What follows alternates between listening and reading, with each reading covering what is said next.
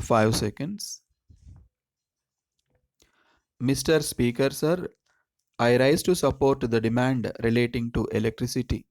We have been hearing from time to time about production and consumption of electricity in other countries. In this connection, it has been pointed out that we must not be complacent about what we have achieved in this regard. I would like to point out that it is one thing to say that there is still a long way to go, and it is a different thing to say that we have not done anything at all. In my opinion, I must say on this occasion that what the government have achieved during the last few years and what they propose to do in the near future is something of which we may be proud. At the same time, it does not mean that the government have done all that is possible in respect of every area. The government have set apart a sum of rupees 7 crores for rural electrification. I am sure that this shows that the government are aware of their responsibilities to meet the needs of the people of the state. But even here, we have to be a little careful. For instance, one honorable member pointed out that side by side with providing electricity, steps should be taken also to provide employment. If we want to incur a huge expenditure on providing electricity without at the same time providing for employment, it is something which should be looked into as far as possible. We should take steps to see that every part of the machinery required for our projects is manufactured in our own country.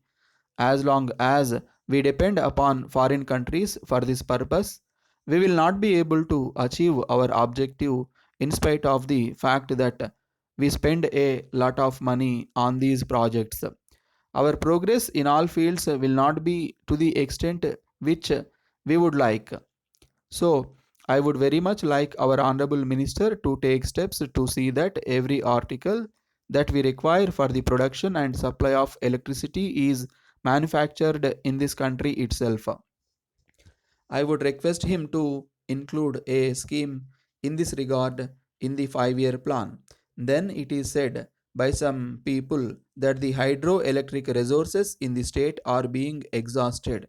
In this connection, I would like to point out that for the purpose of economic production of electricity, we have to take into consideration the resources available in the neighboring states also, which we can use with the cooperation of those states.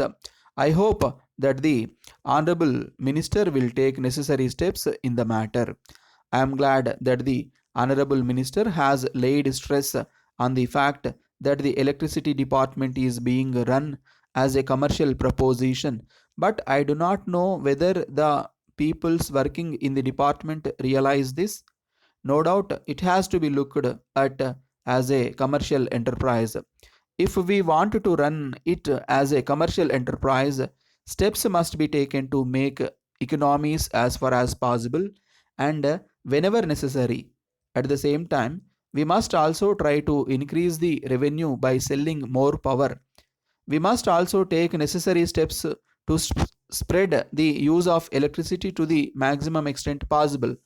In this connection, I must point out that the interest of the consumers also should be taken into consideration. The government must take all steps to encourage the people to use more and more power. Unless the people begin to use more and more power, the objective of the government cannot be achieved. At the same time, the government must also see whether it is possible to make economies. It is said that there should be a return in respect of certain works to the extent of about 10%. But we must take note of the fact that this represents 3% interest and the other charges. That is why I want the government to look into the matter and see whether the overhead charges can be reduced.